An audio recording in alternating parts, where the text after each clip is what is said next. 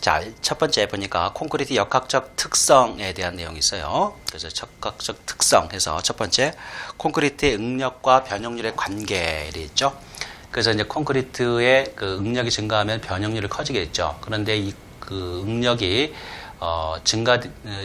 시간에 따라서 응력이 이제 증가되면서 이 변형률은 커지는데 어느 일정한 범위까지는 이제 탄성적인 변형을 보이다가 그리고 어느 이제 그 일정한 그 응력을 지나서는 이게 이제 그 하중을 콘크리트에 작용하는 어떤 하중에 대한 이런 힘을 추가적으로 어떤 힘을 추가적으로 힘을 갖다가 이렇게 실질 않았는데도 변형이 계속해서 증가되는 이런 현상을 보이는 경우가 있어요. 그래서 이걸 뭐라 그러냐면은 이걸 크리프 변형이다 그런 말을 써요. 크리프 변형. 그래서 크리프 변형에 대한 이제 개념 정도를 좀 알고 계셔야 돼요. 역학적 특성에서 그래서 이제 그 내용으로 쭉 해서 두 번째 한번 내용을 볼게요. 강도 특성에 보니까 이제 정적인 강도, 충격 강도, 피로 강도 이런 게 있어요. 그래서 정적 강도라는 것은 말 그대로 하중을 가하는데 정적인 어떤 그 충격을 이렇게 주거나 또는 어떤 반복적인 어떤 힘을 주는 게 아니고 정적인 상태에서 쭉 힘을 주는 말 그대로 정적인 상태에서 힘을 주는 것을 이걸 정적 강도라고 그래요. 그래서 이런 강도가 있고 그다음 충격 강도라고 하는 것은 어떤 그 재료에 어떤 충격을 가해가지고 이렇게 가하는 강도를 우리가 이제 충격 강도라고 합니다. 그래서 이 충격 강도 같은 경우는 대표적인 게 바로 말뚝에 이제 그 항탈을 할 때 이 충격에 의해서 말뚝을 어떤 그 집안에다가 이렇게 받게 되죠. 이런 강도의 힘을 갖다가 우리 충격 강도의 대표적인 걸로 이제 보시면 될 것 같고요. 자, 세 번째 보면 이제 피로 강도 이걸 좀 알아두셔야 돼요. 피로 강도. 그래서 이 기출 시험이 출제가 되었습니다. 피로 강도에 대한 부분. 그래서 피로 강도라는 것은 어떤 그 하중이 이 구조물의 파기가 될 수 있는 이런 그 어떤 하중이나 또는 응력의 힘보다 적은 정적인 상태에서 어떤 응력의 힘들이 계속해서 반복적으로 계속 작용을 하는 이런 경우에 이런 힘들이 누적이 돼서 결국 구조물이 어떤 그 피로적인 누적에 의해서 이게 파괴되어지는 이런 경향을 보이는데 이걸 바로 우리가 피로 파괴다 이런 말을 써요. 그래서 이게 피로와 관련된 이런 강도를 피로 강도라고 그러는데 이 피로 강도는 기본적으로 이 하중이 반복적인 하중의 작업에 의해서 이렇게 발생이 되어진다 하는 용어를 좀 기억을 하고 계셔야 됩니다. 이 내용이 시험에 출제가 되었던 부분이에요. 그래서 이거를 좀 알아두셔야 되고 그 다음에 이제 이것과 관련돼서 밑에 두 번째 보면 SN 곡선이라는 게 있어요. 그래서 SN 곡선이라는 것은 이제 피로 응력과 그 다음에 이제 반복적인 하중의 횟수를 나타내는 그 곡선을 말해요. 그래서 보통 이렇게 이제 이 SN 이렇게 해서 곡선을 갖다 표시를 합니다. 이런 식으로. 그래서 이건 반복 하중이죠. 반복 하중. 반복 횟수가 되죠. 그 다음에 이거는 이제 응력이에요. 응력. 그래서 응력과 반복 횟수의 관계를 나타내는 이 곡선을 보통 SN 곡선이다. 그런 내용을 해요. 그래서 SN 곡선은 결국은 어떤 하중과 관련이 있는 거죠? 피로 강도와 관련이 있다. 그죠? 이렇게 이해를 하시면 되겠죠? 이거 출제가 좀 되었던 내용이에요. 그래서 이런 내용들이 시험에 나오면 틀리지 말아야 되겠죠? 세 번째, 콘크리트의 크리프 현상 지금 말씀드렸죠? 다시 한번 중요하니까 내용을 한번 다시 한번 읽어볼게요. 콘크리트의 크리프 현상이란 콘크리트의 하중을 가하면 응력의 변화가 없는 상태에서도 콘크리트의 변형이 재령과 그러니까 시간이 계속됨에 지속적으로 진행이 되면서 이 변형이 계속해서 증가되어지는 이것을 크리프 현상이다 그랬죠. 크리프 현상. 그래서 이걸 보통 우리가 이해할 때 이렇게 이게 이제 시간과 또 이 변형률의 관계를 이렇게 나타낼 때 이 변형률이죠. 이 변형률. 이렇게 하중을 쭉 가다 보면 이제 변형이 커져요. 펴졌는데 얘가 어떤 하중을 가하지 않았는데 변형이 이제 여기까지는 계속 커졌죠. 그런데 변형이 어떤 하중을 더 이상 주질 않았는데 하중은 일정한 상태로 가는데 변형은 계속해서 시간에 이렇게 늘어나는 경우가 있어요. 이걸 갖다가 우리가 이제 얘기할 때 뭐냐면 이게 크리프 변형이다 그런 말을 쓰는 거예요. 크리프 변형. 그래서 이렇게 하다가 이렇게 가는 거죠. 그러다가 다시 이제 하중을 줄어들면 이게 다시 얘가 하중이 이제 변형률이 줄어들겠죠. 변형률이 이렇게 줄어드는 이런 경향이 보인단 말이죠. 이거는 이제 하중을 제거했을 때, 그죠? 하중을 하라 그래요. 덜어내는 거예요, 하중을. 여기는 하중을 실어줬을 때. 그래서 이렇게 변형이 일정하게 계속 간다. 어떤 상태에서 하중을, 그죠? 하중을 일정하게 뒀을 때, 하중을 그냥 일정하게 둔 상태에서도 그냥 변형이 계속 진행되는 거. 이걸 뭐라 그런다? 크리프 변형이다. 개념 정확히 알아두세요. 자, 그 다음에 이제 크리프 변형은 뭐 장골재, 단위 이제 시멘트, 단위 수량 및 이제 시공 관리 이게 제대로 이루어지지 않으면은 크리프 변형이 커지고 외부 온도나 습도 조건에 따라서 크리프에 영향을 주게 된다. 이런 말들이 있어요. 그래서 그 내용은 이제 뒷장으로 가시면은 상세하게 그런 내용에 대한 부분을 좀 설명을 또 드리도록 하겠습니다. 그래서 다음 세 번째를 보면은 콘크리트 크리프의 영향 요인에 대한 내용이 좀 있어요. 그래서 첫 번째 재료적인 측면을 보니까 보통 포틀랜드 시멘트는 저열 시멘트보다 변형이 좀 크다는 게 있죠. 그래서 보통 포틀랜드 시멘트 같은 경우는 저열 시멘트보다 수하율이 좀 크죠. 그죠?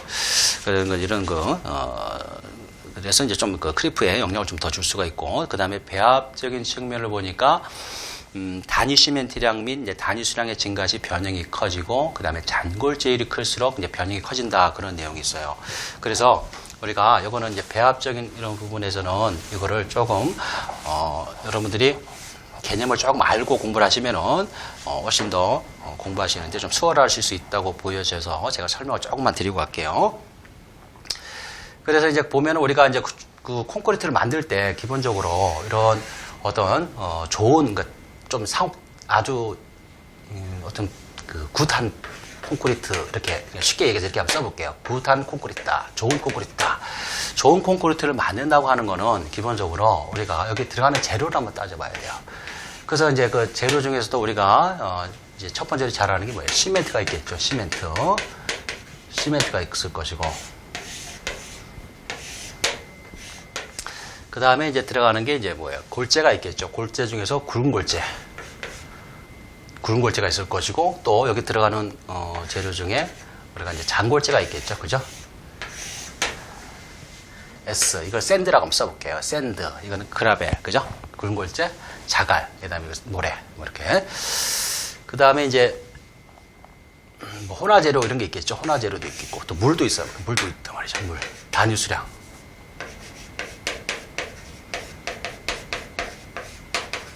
혼화재도 있겠고, 그죠?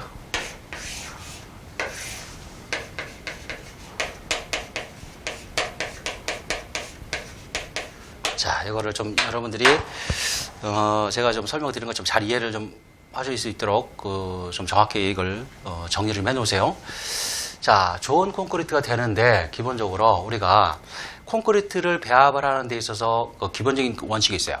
이게 뭐냐면은, 첫 번째, 강도. 그죠? 우리가 콘크리트는 무슨 강도죠? 압축 강도죠. 강도가 커야 되고, 그 다음에 뭐요? 내구성이 좋아야 돼요. 오래 버텨야 돼요. 듀러블하다 그러죠? 내구성이 좋아야 되고, 그 다음에 또 뭐죠? 수밀성. 물하고 접촉했을 때, 물로부터 어떤 이게 침투가 제대로 안 되도록, 이렇게 수밀한 이런 구조가 되어 있어야 된다. 그 다음에, 기본적으로 이제 워커빌리티가, 그러니까 이 강도, 내구성, 수밀성 좋은데, 그러니까 시공성 또는 작업성이라고 그러는데 이 작업이 안 되면 안 되겠죠. 현장에다가 콘크리트를 갖다가 시공했는데 콘크리트가 너무 뻑뻑해가지고 이렇게 유동성이 없어서 작업이 안 되는 경우가 있으면 또 콘크리트가 재료불량 생길 가능성이 높아요. 그래서 워커빌리티가 확보가 돼야 되고, 그 다음에 가장 중요한 내용 중 하나가 이제 단위 수량을 최소화시키라는 그런 기본적인 어떤 개념을 가지고 우리가 배합을 합니다. 그래서 단위 수량, 물을 적게 써야 된다는 거죠. 그래서 마찬가지예요. 그래서 이 좋은 콘크리트를 만드는데 이 단위 수량 물을 갖다가 이거를 줄여야 돼요. 기본적으로. 그러면은 우리가 여기에 들어가는 이 골재 중에서 자, 잔골재율을 어떻게 될까요? 잔골재, 이걸 이제 잔골재량, 다시 말해서 잔골재율을 이렇게 표시하는데, 이 잔골재량은 어떻게 될까요? 좋은 콘크리트를 만드는데, 이거는 잔골재율이 많으면 안 돼요. 줄어들어야 돼요, 잔골재율은. 왜냐면은, 이 똑같은 이런 단위 최적을, 이런 최적을 가지고, 이렇게, 썼을 때, 여기다가 이제 굵은 골재를 위주로 해서 이렇게 넣는 경우와, 그 다음에 똑같은 이 최적에 들어가는 잔골재 위주로 해서 이렇게 좀 작은 골재들이 있죠? 이렇게 했을 때, 채웠을 때, 여기를 이렇게 딱 채웠다고 봅시다. 이랬을 때, 자, 여기에다가 똑같은 이 채색을 봤을 때 여기다가 이제 물이 들어간다든지 또는 시멘트가 들어가게 되겠죠. 같이 이제 어차피 여기 이제 시멘트나 물이 다 들어가야 되니까 이렇게. 그러면 이 면적들이 비표 면적이라는 이 면적들이 이 굴골재에 대한 이 그 사이즈가 있는 것과 요것과 그다음에 장골재 위주로 있는 이 상태로 됐을 때 물이 어느 게 더 많이 접촉이 될까요? 장골재율이 높은 놈들이 물이 더 많이 접촉이 되는 거예요. 그래서 여기가 이 비표 면적들이 훨씬 이거보다 크기 때문에 결국은 뭐냐면 단위 수량이 증가되고 단위 시멘트량이 많아지는 거예요. 이 단위 수량이 많아지면 콘크리트에서는 어떻게 해요? 콘크리트 강도가 떨어지는 이런 문제가 생기겠죠. 내구성도 저하가 되겠죠. 그죠? 그 다음에 이게 많아지면 여러 가지 문제가 또 생겨요. 지금 우리가 얘기는 여기서 공부하고 있는 크리프에 대한 거, 이런 게 좀 커질 거나 또는 크랙이라고 그러죠. 또 뭐 균열 이런 것들이 커져요. 그래서 가급적 물을 줄여야 돼요, 무조건. 그러면 어떻게 되겠어요? 기본적인 이제 단위 수량을 이게 이제 장골재율이 줄어드니까 뭐가 줄어들어요? 단위 수량이 줄어들겠죠. 이 단골재율을 많이 쓰는 것보다는 어떻게 해요? 굴골재 위주로 해서 굴골재량을 좀 늘려주는 게 좋겠다. 그죠? 그러면 장골재율을 줄여야 돼요. 좋은 콘크리트를 만들기 위해서는. 그러면 굴골재는 어떻게 해요? 좀 양을 늘려주는 게 좋겠죠. 굴골재량은 좀 증가를 시켜주는 거. 장골재율은 줄여주는 거. 그죠? 시멘트는 좋은 시멘트 써야 되겠죠. 그죠? 아까 우리가 먼저 그 교재에 나왔듯이 어떻게 해요? 저발열 시멘트 위주로 좀 써주는 게 좋겠다. 그런 얘기도 있었잖아요. 그죠? 그래서 이런 개념들이 있어요. 그래서 거기에 나와 있듯이, 예, 지금 그 배합에 보면은 이제 이런 크리프라든가 이런 변형을 줄이기 위해서 단위 시멘트라든가 단위 수량을 갖다가 좀 줄여야 된다. 바꿔 얘기하면은 이게 증가가 되면 크리프가 커진다. 그런 얘기죠. 자, 그 다음에 이제 두 번째, 장골재율이 또 증가되면 변형이 증가된다. 크리프가 커지는 거예요. 지금 지금 여기서 설명을 드렸죠. 장골재율이 이 좋은 콘크리트가 되기 위해서는 줄여야 되는데 이게 그 좋은 콘크리트가 되지 않은 콘크리트는 결국 아까 뭐예요? 크리프가 많이 생기는 이런 조건들이란 말이죠. 그러니까 이게 장골재율이 많아지면 나쁜 콘크리트가 되는 거죠. 그죠? 그래서 크리프가 많이 생기는 거예요. 그죠? 근데 그런 개념으로 이해를 하시라는 거예요. 좋은 콘크리트가 아닌 안 좋은 콘크리트가 되면은 결국 크리프도 커진다는 거. 그런 개념으로 이해를 하시고 책을 보셔야 돼요. 자, 다짐을 잘해야 되겠죠? 그 다음에 양생을 철저하게 잘해야 됩니다. 양생이 뭐죠? 콘크리트를 보호하는 조치죠. 기본적으로 현장에 있는 그 콘크리트는 어떤 조건에서 양생을 하죠? 수분 상태로 보통 양생을 합니다. 물을 뿌려줘요. 그죠? 뭐 이런 가마떼기나 또는 부직포라든가 양생포 이런 걸 덮어주고 물을 뿌려서 항상 축축한 상태로 놔야 된다는 거죠. 왜 그럴까요?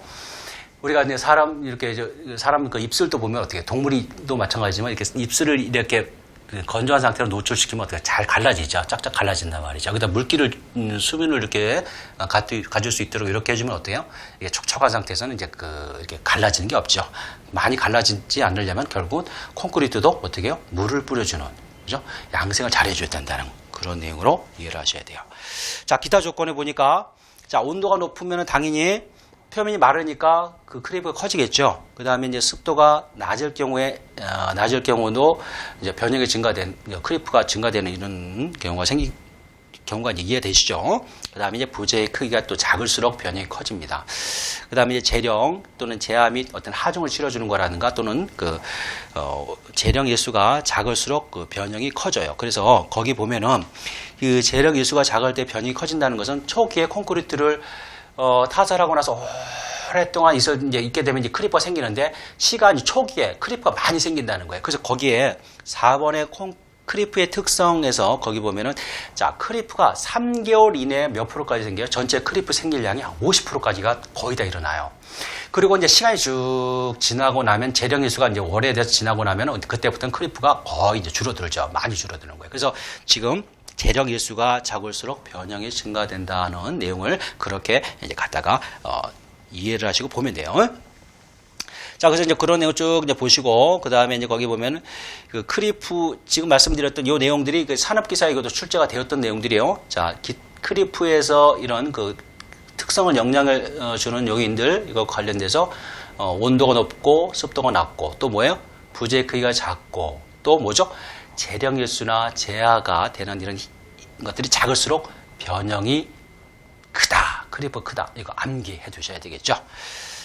자, 그 다음에 밑에 쭉 해서 보시고 크리프의 특성 말씀드렸던 그런 내용이에요. 그 다음에 밑에 쭉 보니까 또 이런 내용들이 좀 있어요. 뭐냐면은 그 고강도일수록 크리프는 좀 작고 조강 시멘트를 사용하는 경우는 또 크리프가 좀 작다. 그래서 조강 시멘트 같은 경우는 초기 그 강도 발현이 좋아서 역학적으로 조금 이렇게 우수함으로 크리프가 좀 적게 생긴 경우가 있습니다. 그래서 이런 내용 정도 조금 파악해 주시면 되겠죠.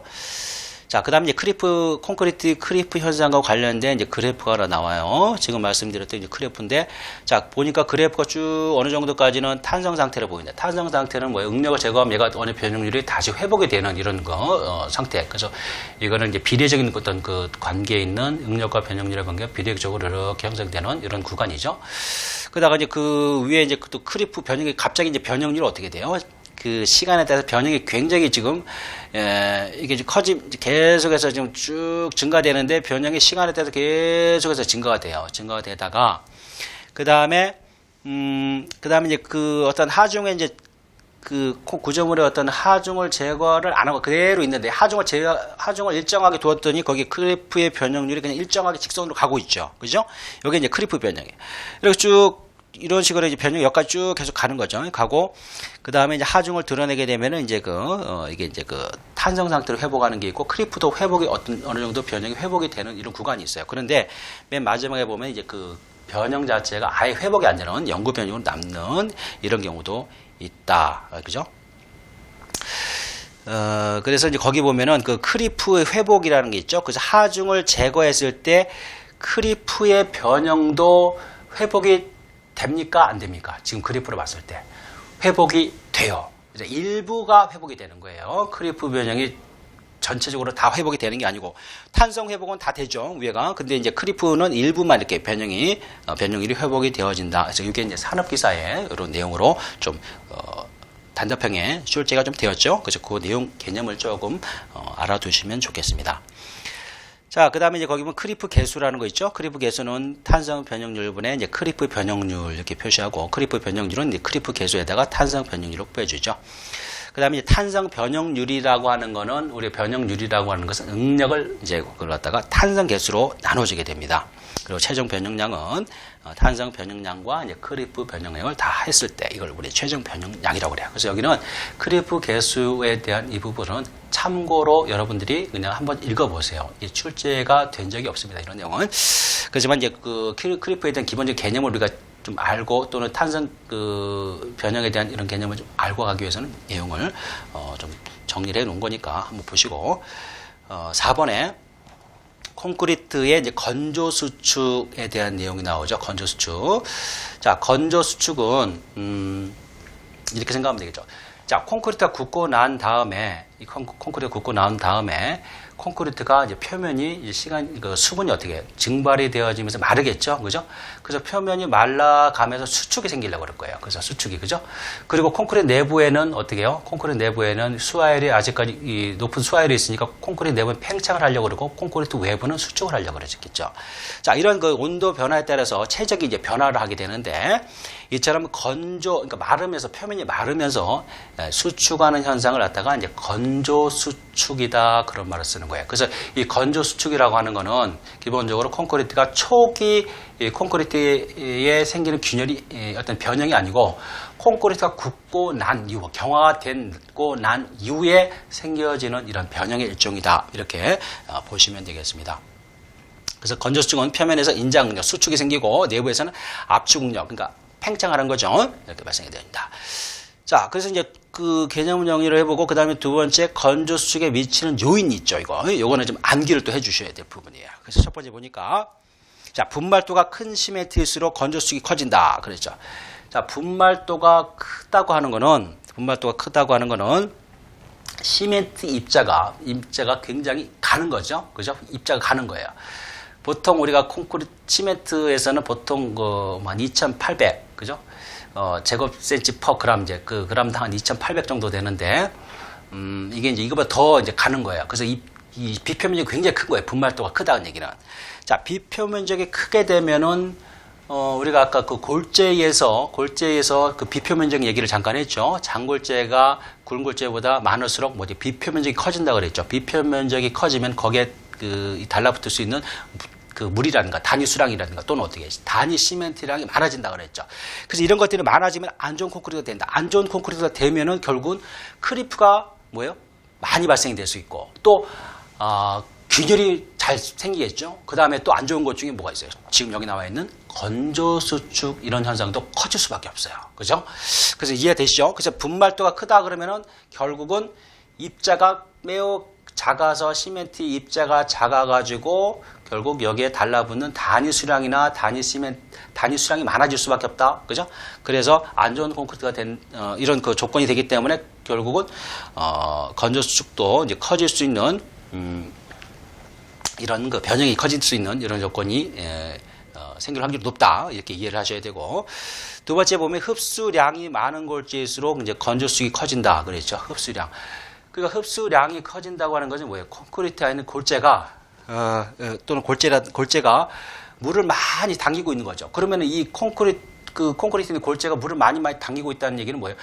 잠재적으로 단위 수량 물을 많이 함유하고 있는 거예요. 콘크리트에는 많은 물이 우리가 배합에 필요한 물만 필요하지 그 이상 많은 물은 결국 뭐냐면 콘크리트의 품질을 저하시키는 또는 안 좋은 콘크리트로 가기 때문에 이렇게 골재가 물을 많이 흡수하는 다공성, 다시 말해서 흡수율이 이런 큰 골재들은 결국은 콘크리트의 품질을 저하시킨다. 결국은 뭐예요? 이런 변형이 커진다. 또는 뭐예요? 그 건조수축이 커진다. 이런 내용으로 같은 내용으로 이해를 해주시라는 얘기예요. 자, 그 다음에 이제 시멘트 성분 중에 C3A, 그죠? 이게 이제 이거는 알루미늄이죠, 그죠? 알루미늄 이런 것들이 많아지게 되면은 결국은 뭐냐면은 이게 이런 알루미늄 계열 거 많이 쓰면 콘크리트 만들 때 이런 알루미늄 계열이 많아지면 뭐가 좋아지죠? 초기 강도를 내는데 굉장히 유리해요. C3A 같은 경우. 근데 초기 강도를 내어주게 되면은 콘크리트가 강도를 빨리 발현을 시키는데 그 대신 이제 문제가 뭐냐면 이 건조수축이 잘 가요. 많이 가요. 그래서 표면이 바짝 마른다는 거죠. 그죠? 그러니까 이제 천천히 이렇게 콘크리트가 천천히 경화를 하려고 그러면 어떻게 물이 어느 정도 좀 천천히 있으면서 강도를 내면서 물이 어느 정도 있어야 되는데 이게 물이 어느 정도 있어가지고 이게 충분히 이 시간을 좀 두고 가야 돼 이런 것들이 강도를 위주로 해서 수화율을 확 높아버리니까 물이 금방 날아가겠죠. 그죠? 그래서 건조수축은 이제 커질 수밖에 없다. 그래서 이 내용을 암기를 해 두셔야 돼요. 이거 3개. 시험에 출제가 되었습니다. 이거. 자, 다시 한번 분말도가 클수록 어때요? 건조수축 커진다. 자, 물을 많이 땡기는 골재일수록 또 뭐예요? 건조수축 커진다. 그 다음에 또 C3A, 강도를 빨리 발현시키는 이런 조건에 있는 시멘트들은 뭐다? 건조수축이 커진다. 변형이 커진다. 이런 내용으로 이제 이해를 하시면 되겠죠. 자, 그 다음에 두 번째, 배합, 이제 여기서 크리프에서도 설명을 드렸던 내용이죠. 단위 시멘트량이라든가 단위 수량이 또 많아지면은 크리프도 커지고 또 뭐도 커져요? 건조수축도 커지겠죠. 그죠? 장골재일 증가도 마찬가지입니다. 장골재일 증가돼도 건조수축이 커져요. 또는 크리프가 커진다. 이렇게 이해를 해 주시면 되겠습니다. 이제 다짐 양생 잘 해야 되겠죠. 양생 충분히 해줘야 되고. 자, 그 다음에 또 보니까 기타 조건에 온도가 높을수록 습도가 낮을수록 건조수축이 커진다 그랬죠. 자, 이거는 뭐하고 또 같은 얘기예요. 크리프하고도 같은 얘기죠. 그죠? 온도가 높고 습도가. 그래서 온도를 너무 높지 않도록 해서 온도를 우리가 일정을 떨어뜨려야 되는 이런 작업들이 현장에서 해야 되는 거죠. 필요로 하는 거예요. 그 다음에 습도, 물을 갖다가 수분 양성을 시켜줘야 되고, 단면 치수가 작을수록 또, 이것도 이제 건조수축이 커지죠. 그죠? 그래서 이것도 크리프도 마찬가지죠. 그 다음에 증기 양생을 한 콘크리트가 수분 양생을 하는 것보다 건조수축이 작다. 그렇게 돼 있어요. 그래서 증기 양생은 말 그대로 콘크리트를 쪄낼 때 이 수분 물 분자 있죠? 물 분자를 해가지고 쭉 수분 상태를 많이 만들어주잖아요. 그러니까 확실히 어때요? 크리프라든가 어떤 건조수축이 줄어들 수 있겠죠. 그죠? 그래서 요건 이렇게 표시를 해두시고 이것도 암기를 좀 해두셔야 돼요. 그죠? 그래서 건조수축과 관련되는 이런 영향을 미치는 요인 이거 암기해 두셔야 됩니다. 5번째, 굳지 않은 콘크리트에 대한 성질에 대한 거 있죠? 굳지 않은 콘크리트 성질에 대한 용어가 좀 나와요. 보니까 점성이라는 것은 유동성에 저항하는 성질, 그 다음에 유동성, 콘크리트의 변형 능력을 나타내는 성질, 이런 게 있죠. 그러니까 쭉 이제 거기서 마감은 말 그대로 콘크리트를 마감을 했을 때, 그죠? 나타내는 성질. 다짐은, 우리가 이제 봉바이브레드를 다짐을 했을 때 다짐이 어느 정도 잘 돼야 된다. 이런 것들을 나타내는 성질을 우리가 이제 다짐성이라고 그래요. 그 다음에 이제 압송성이라는 거 있죠. 압송성이라는 건 뭐냐면은 이거는 다른 말로 펌퍼빌리티라고 그러는데 이거는 우리가 이제 현장에서 콘크리트 칠 때 높은 곳에 또는 어떤 그 좁은 이런 그 구조물 장소에 이제 구조물을 타설을 할 때 우리가 펌프카라는 걸 이용을 한단 말이죠. 그때 펌프카 이래가지고 그 콘크리트를 가다가 압송이 미는 그 압에 의해서 위로 이제 쏜다든지 이렇게 붙이는 이런 능력을 얘기하는 거예요. 그래서 이걸 압송성은 펌퍼빌리티 이런 말과 같은 내용으로 이제 이렇게 설명합니다. 자, 시공성이라는 것은 이제 그 다른 말로 뭐냐면 이제 작업성이라는 거죠. 워커빌리티라고 그래요. 작업성. 그래서 이 워커빌리티라는 것은 말 그대로 작업을 할 수 있는 능력을 나타내는 거예요. 그러면은 이 시공성은 결국 누가 현장에서 작업하시는 분들이 있죠. 그런 분들이 콘크리트를 현장에 타설하고 나면은 어때요? 이게 이제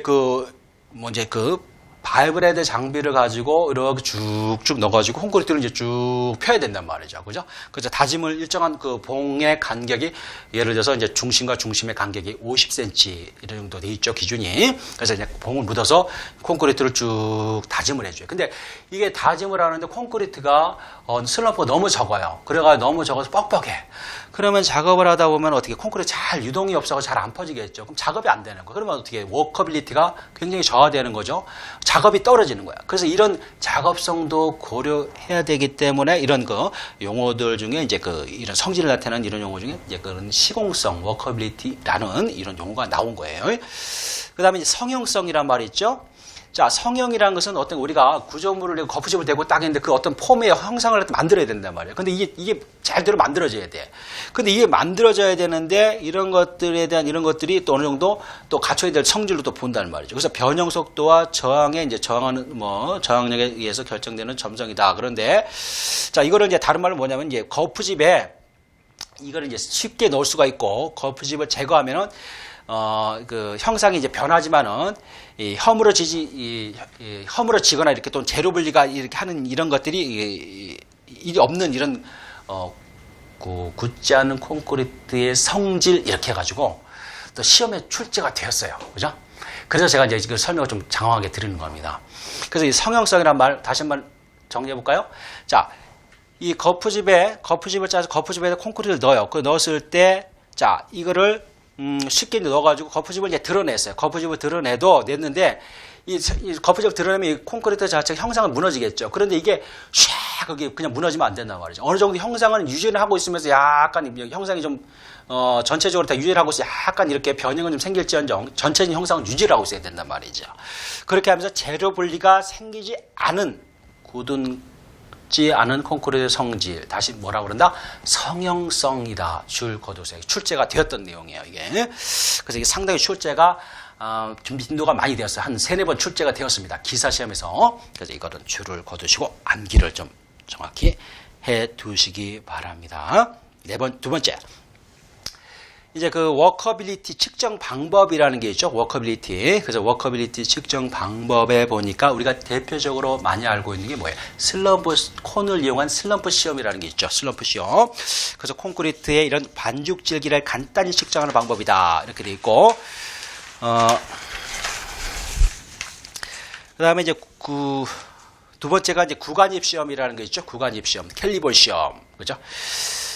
그 다음에 이제 캘리볼이라는 것은 우리가 보통 이제 이 철구를 이용하는데 그 반원 형태로 되어 있는 철구에 한 14kg, 14kg 정도 나가는 이런 반구 모양의 철구인데 이거를 슬럼프가 작은, 그러니까 저슬럼프인 보통 그 콘크리트 토목 현장에서 이제 그 포장 콘크리트 칠 때 이런 슬럼프를 측정하는 이런 방법으로 이제 사용하는 게 이게 구간입이라는 거예요. 그래서 이걸 넣어가지고 얼마큼 들어가느냐. 이 방구 형태의 철구를 넣었을 때 콘크리트 속으로 얼마큼 들어가는, 많이 들어가면 그만큼 슬럼프 크는 것이고 적게 들어가면 쫙 뻑뻑한 거겠죠. 이런 식으로 판단한다는 거. 그래서 구간입, 그 다음에 다짐 개수라는 게 있죠. 다짐 개수. 그 다음에 흐름 시험. 이제 다짐 개수라는 거는 이제 이게 이거 같은 경우는 보통 이제 이거 같은 경우는 여러분들이 여기는 이제 이 내용은 간단히 말씀을 좀 드릴게요. 이렇게 이제 호퍼가 있어요. 호퍼가. 상부, 하부, 그 다음 밑에가 이제 롤드가 이렇게 돼 있어요. 그래서 이거를 콘크리트 채워서 콘크리트가 떨어질 때, 떨어져가지고 밀대 콘크리트 채워질 때, 이 콘크리트를 채웠을 때 이게 무게 그 위에서 얼마큼 떨어지고 위에서 그 몰드까지 얼마큼의 양이 떨어질 것인가 하는 이런 그 무게 비를 가지고 이걸 가지고 이제 그 많이 떨어지면 그만큼 슬럼프가 크겠죠, 그죠? 적게 떨어지면 슬럼프가 적은 거죠. 이렇게 해서 그런 상황을 가지고 우리가 이제 그 어떤 그 이런 거 반죽 주기를 또는 이렇게 워커빌리티를 이제 측정하는 그런 내용으로 보시면 될 것 같아요. 그 다음에 이제 플로우 시험이라는 게 있죠. 플로우 시험. 그래서 플로우 시험이라는 것은 보통 이제 흐름 시험이라고 하는 건데, 이거는 이제 콘크리트의 슬럼프가 상당히 큰 경우예요. 보통 우리가 이제 콘크리트를 치게 되는 경우가 현장에서 슬럼프가 한 80에서 한 120mm 정도. 보통 이 정도 범위 정도 본다 그러면은 이 슬럼프 시험, 근데 슬럼프 시험에서 이렇게 하지만은 이런 흐름 시험 같은 경우는 보통 그 유동성 콘크리트, 다시 말해서 슬럼프 값이 한 650, 뭐 750, 700 뭐 이렇게 굉장히 슬럼프가 큰 거예요. 이런 거는 그 정상적인 이런 슬럼프 콘을 이용해서 시험을 하기 어렵겠죠. 그죠? 그래서 이제 슬럼프 콘이라는 이런 거 못하니까 별도로 슬럼프 이렇게 이제 그 시험을 할 수 있는 슬럼프를 해가지고 슬럼프의 유동에서 그에 따라서 이게 그 얼마큼 퍼지느냐 이 양을 가지고 흐름값을 콘에 이제 거기 보시면 콘의 밑지름분에 이제 시험의 지름 마이너스 콘의 이제 밑지름 곱하기 100 이런 식으로 해서 그 지름의 크기를 콘크리트가 이제 치고 나면 콘크리트 퍼지겠죠. 퍼졌을 때 이 지름의 크기를 가지고 우리가 이제 측정할 때 보통 하는 게 이제 흐름 시험 또는 플로우 테스트다 하는 그런 내용으로 좀 이해를 하시면 돼요. 그 다음에 리몰딩에 대한 거 있죠? 리몰딩에 대한 거. 그 다음에 이것도 이제 플로우 시험과 동일한 플로우 테이블을 사용하고 이것도 이제 어떤 그 시험에서 시료가 퍼지는 정도의 유동성을 측정할 시험이다. 이렇게. 그 다음에 VB라고 되어 있으면 이제 BB라는 게 있죠? BB. 그래서 이게 BB 시험에 대한 거 이런 게 좀 있죠. 그래서 BB 시험 같은 경우도 이제 그 된 비빔, 그러니까 그 슬럼프가 좀 적은 이런 된 비빔 콘크리트의 워커빌리티를 이제 찍을 때 보통 이제 BB 시험이라는 게 있다. 그래서 여기서는 이 종류 정도만 간단히 좀 알아두시면 될 것 같습니다. 그래서 그걸 보시고 세 번째 보시면 워커빌리티에 영향을 주는 요소 있죠. 그래서 워커빌리티 영향을 주는 요소 단위 시멘트량, 아까 말씀드렸듯이 물 시멘트비, 골재 입도, 그 다음에 혼화재료, 시간 공도 있죠. 이런 거 참고로 이런 거 좀 한번 읽어보세요. 쭉 보시고 자 여섯 번째 보면은 이제 굳지 않은 콘크리트의 균열에 대한 거 있죠. 여기서 시험에 이제 출제가 좀 되었던 내용이 있어요. 뭐냐면은 자 제가 지금 이렇게 이제 설명을 좀 드리는 와중에 잠깐 말씀을 하나 좀 드리고 또 제가 강의를 좀 진행을 하도록 하겠습니다. 그래서 먼저 잠깐 좀 설명을 드릴 거는 지금 제가 이 강의의 이 전반적인 어차피 제1장의 콘크리트 공학이라고 하는 이 부분에서 지금 어차피 여러분들 객관식으로 20문항을 이제 어차피 거기서 그 20문항 중에서 우리가 이제 어차피 거기서 이제 답안을 찾아내야 되죠. 그런데 여기서는 여러분들이 공부를 하실 때 제가 굉장히 중요하게 강조하고 그 다음에 기출 빈도가 높다고 하는 이런 부분들이 있을 거예요. 그래서 그런 부분 위주로 해서 먼저 1차적으로 여러분들이 공부에 그 포커스를 거기다 맞추세요. 그래서 거기서 암기를 하시고 정리할 건 정리해 놓으시고 그리고 제가 조금 중요하지 않다고 해서 이렇게 설명 그냥 한 번씩 읽어보시라고 하는 부분들이 있는데 그런 부분들은 여러분이 나중에 시간이 되시면 별도로 한번 해보시든지 그래서 어쨌든 간에 우리가 그런 내용까지 다 알고 가기에는 뭐냐면은 시간이 없어요. 그 건설 재료가 전반적으로 내용이 워낙에 많습니다. 지금 이거 여러분들이 이건 콘크리트 공학도 해야 되지만 뭐 토목 시공에 대한 부분, 그 다음에 이제 토질에 대한 부분도 있죠. 그 다음에 재료 시험에 대한 이런 내용들이 또 있어요. 그래서 그 내용들이 워낙에 많기 때문에 거기서 우리가 원하는 어떤 그 점수 때는 60점을만 확보하면 되죠. 그래서 우리가 제가 이제 목표로 하는 강의는 보통 80점대 안쪽에 이 정도 수준만 여러분들이 좀 따라와 주시면 충분히 점수는 확보하실 수 있다고 저는 보고 제가 중요하다고 하는 거 이런 강의 중에 중요하다고 하는 부분은 필히 형광 표시를 해두시고 또는 어떻게 해요? 항상 줄을 좀 거두셨다가 그거 위주로 공부를 먼저 하시기 바랍니다. 그래서 지금 다시 한번 여러분들이 이제 그런 내용을 좀 알아두시고 공부를 하시길 바라는 차원에서 설명을 좀 말씀을 드렸고요. 1번에 보니까 굳지 않은 콘크리트 균열 해가지고 소성수축 균열이라는 게 좀 있어요. 이게 이제 시험에 좀 출제가 되었어요. 그래서 이거 다른 말로 뭐라고 그러냐면 플라스틱 슈링케이지 크랙이라고 그래요. 플라스틱. 그래서 이거는 이제 우리가 이제 그 소성 수축 균열은 쉽게 생각하면 이거예요. 콘크리트가 굳지 않은 상태에서, 그러니까 콘크리트를 현장에서 타설하고 나면 얘가 시간이 지나면서 어때요? 응결이 생기고 경화가 굳어서 딱딱이 굳어지죠. 근데 이런 단계로 들어가기 전에 콘크리트를 치고 나서 응결 상태가 조금 들어가려고 하는 이런 단계 직전에서 콘크리트에 균열이 발생된단 말이죠. 근데 그 대표적인 게 뭐예요? 소성 수축 균열이라는 놈이 그런 거예요. 그래서 소성 수축 균열은 쉽게 생각하면은 콘크리트 표면, 콘크리트 치고 나면 콘크리트 내부에 있는 물이 어느 정도 수화장에서 자 굳으려고 하면서 얘가 물이 기어 올라와요. 표면으로 기어 올라오는데 이 콘크리트는 기본적으로 이 표면이 말라 있으면 안 된다 그랬죠. 그죠? 그래서 우리가 양생을 하잖아요. 수분 양생을 한다고. 근데 이 물이 올라오는 속도보다 콘크리트 표면에 물이 어느 정도 좀 있어야 되는데 이거보다 외부의 어떤 그 햇빛이라든가 또는 바람의 영향을 받아서 이 물기가 빨리빨리 날아가는 거예요. 증발이 빨리 된다는 거죠. 증발이 빨리 됨으로 인해서 표면이 그 초기에 말라요. 그래서 이 실크랙처럼 착착착착 이렇게 막 이렇게 간단 말이죠. 이런 식으로.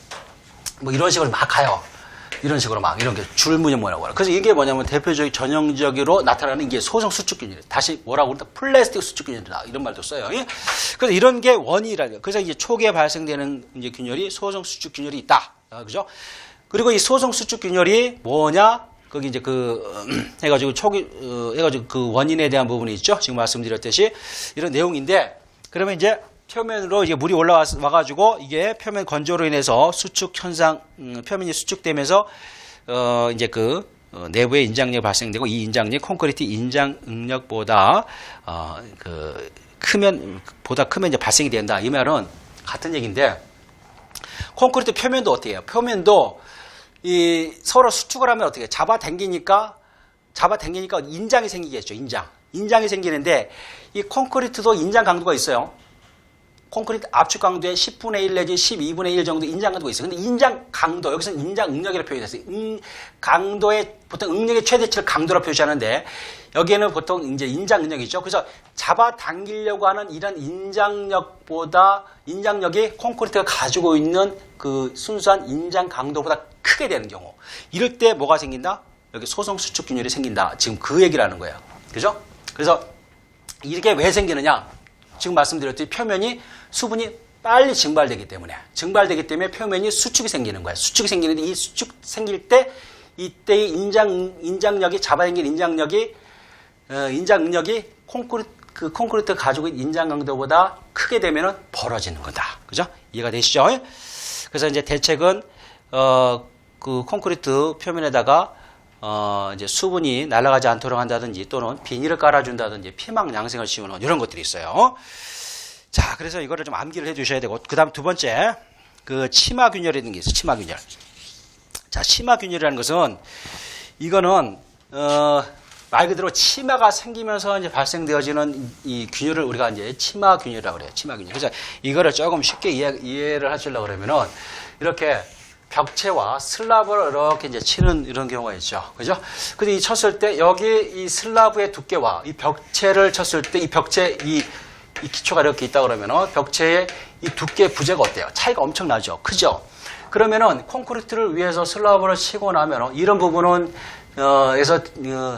이 치마되는 거하고 이 부분이 치마되는 거 어때요? 단면이 차이가 크니까 이런 부분에서 그만큼 치마가 많이 생기겠죠? 물이 많이 거푸집을 옆에 대고 이렇게 하더라도 콘크리트 치고 나면 물들이 빠져나가면서 얘가 주저앉는단 말이에요. 주저앉는 양이 쉽게 말해서 이쪽보다는 이쪽이 훨씬 더 크단 말이에요. 그러면은 이런 부분에서 콘크리트가 쉽게 이렇게 주저앉으려고 그럴 거란 말이에요. 이렇게. 극단적으로 봤을 때. 그죠? 그럼 극단적으로 주저앉으려고 그런단 말이죠. 여기도 주저앉지만 여기서 주저앉는 건 조금 되겠죠? 이쪽이 많아지고. 그럼 이런 어떤 구간 경계에서는 어떻게 해요? 벌어지니까, 인장력이 생기니까 어떻게 해요? 콘크리트가 짝짝해지려고 그러겠죠. 이걸 뭐라고 그래요? 이렇게 생기는 이런 걸 뭐라고 그래요? 치마에서 생긴다고 해서 치마 균열이다. 이렇게 이해를 하시면 되겠죠. 그죠?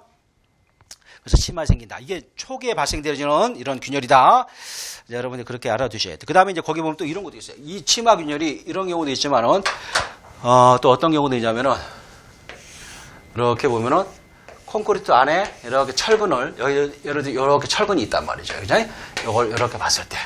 그랬을 때, 여기서, 이쪽에서 치마되는 것과 이 철근이 있는 이 부분에 그 철근은 워낙에 그 강성이 크죠. 그래서 이건 치마가 안 생기잖아요. 그죠? 그럼 요만큼 치마가 될 구간 여기밖에 없어요. 그죠? 여기밖에. 그럼 여기서 생기는 것과 여기서 생기는 건 이 구간밖에 없단 말이죠. 이렇게. 그러면 어떻게 될까요? 치마가 생길 때 여기는 치마가 덜 생길 거고. 그죠? 이 구간 사이에는 이렇게 치마가 많이 생길 거고 여기는 치마가 안 생기겠죠. 이렇게. 이런 식으로. 이렇게 된단 말이에요. 이렇게. 뭐 이런 식으로. 그럼 여기가 치마가 많이 생겨. 이 구간은. 그죠? 여기 구간은 치마가 덜 생기겠죠. 그러면 이쪽으로 또 어떻게 해요? 이런 식으로 철근 주변에서 이렇게 인장력이 발생된다. 그럼 이 부분의 철근 위쪽으로 어떻게 벌어지려고 그러겠죠. 그래서 이제 균열이 생기는 거야. 이것도 뭐야? 이거 마찬가지로 어때요? 치마에 의해서 생기는 균열이죠. 그래서 치마 균열이다 하는 그런 내용을 여러분들이 이해를 하셔야 되는 거예요. 그래서 이제 저 보니까 충분히 다짐을 하고 거푸집을 정확히 배치하고 설부 낮게 뭐 이런 것들이 있죠. 그래서 그런 내용의 이제 개념을 좀 가지고 공부를 해주시면 되겠습니다.